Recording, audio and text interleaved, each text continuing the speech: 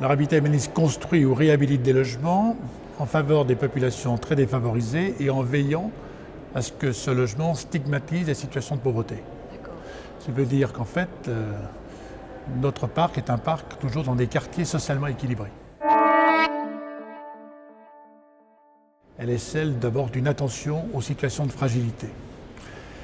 Et lorsqu'on est au cœur des situations de fragilité et qu'on essaye de faire en sorte que l'économique les prenne en compte, naturellement, ça interroge l'économie. Et donc, le sujet, c'est comment faire en sorte que l'activité ne soit pas simplement liée à une production qui soit une production d'argent, mais que ce soit en fait une production qui marque cette attention à l'homme pour que l'homme soit au cœur précisément de ce qui fait la cité.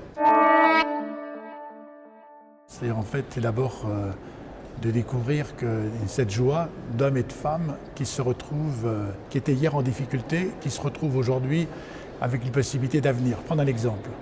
Je pense à une famille, je l'ai vue vendredi soir. Cette famille, 3 enfants qui vivaient dans un hôtel, vivaient à l'hôtel, dans une chambre à l'hôtel. Elle payait dans cet hôtel avec des marchands de sommeil 500 €. Aujourd'hui, elle est dans un logement, un 4 pièces, donc elle bénéficie des APL, etc. Et en fait, pour elle, c'est complètement sa vie qui a changé. Ce que je vais dire là aujourd'hui, c'est complètement insuffisant, mais si on voyait en fait la joie de cette famille, en fait, cette possibilité de se construire, vous sentez bien que le retour sur investissement, il est tout à fait considérable. Alors paradoxalement, par rapport à une entreprise classique, notre avenir à nous, il faudrait finalement qu'il n'y ait plus d'avenir. Puisque le sujet, c'est de faire en sorte que les personnes qui sont en situation de recherche de logement puissent l'obtenir. Malheureusement, nous sommes encore là pour un certain nombre d'années. On voit bien qu'il y a beaucoup de peine à faire entendre aujourd'hui dans notre pays l'accueil des personnes qui ont peu d'argent dans un logement qui soit un logement décent. Donc il y a un combat à mener et je crois que le combat d'Habitat Humaniste, c'est un combat de résistance. Donc c'est dire non à des situations qui sont déshumanisées.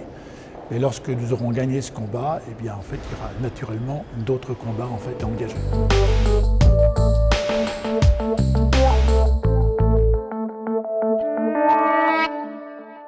Je crois que la crise actuelle, elle est vraiment multiforme. C'est à la fois une crise des valeurs et une crise du système. Je pense qu'il est extrêmement important que les responsables, qu'ils soient responsables associatifs, responsables d'entreprise, responsables politiques, se saisissent de la problématique du développement durable pour orienter leur action et la canaliser vers plus de responsabilité et plus de conscience de la réalité du monde dans lequel on évolue. Au niveau de mon entreprise, déjà à ma petite échelle, on est 12 salariés.